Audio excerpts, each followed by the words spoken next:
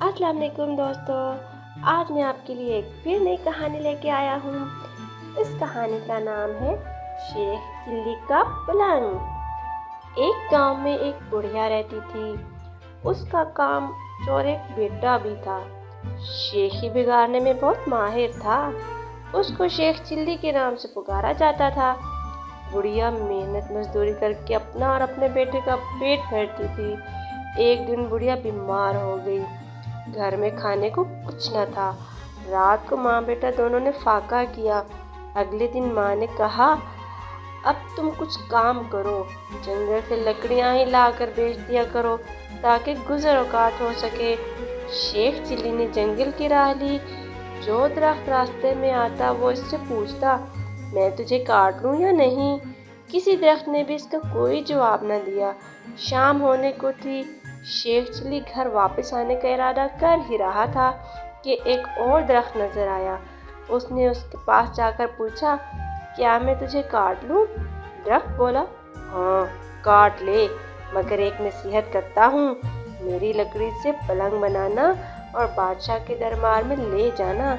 अगर बादशाह इसकी कीमत पूछे तो कहना कि पहले एक दो रातें इस पर सोए, फिर अगर मुनासिब समझे तो खरीद ले।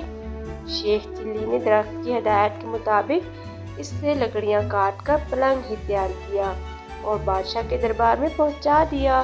बादशाह ने कीमत पूछी तो शेख चिल्ली ने कहा, पहले आप इसको एक दो रात इस्तेमाल करें, अगर इसमें कोई खूबी पाए तो इनाम के तौर पे जो दिल चाहे दे देना।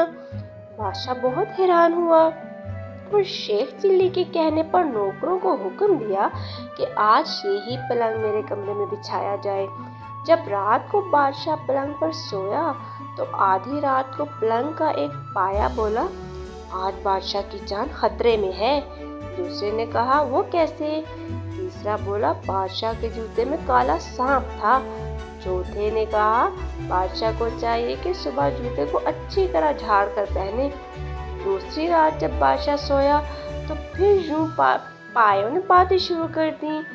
एक बोला कि तुम पलंग को संभाले रखो, मैं कुछ खबरें जमा करके लाता हूँ। तीनों पायों ने पलंग को थामे रखा।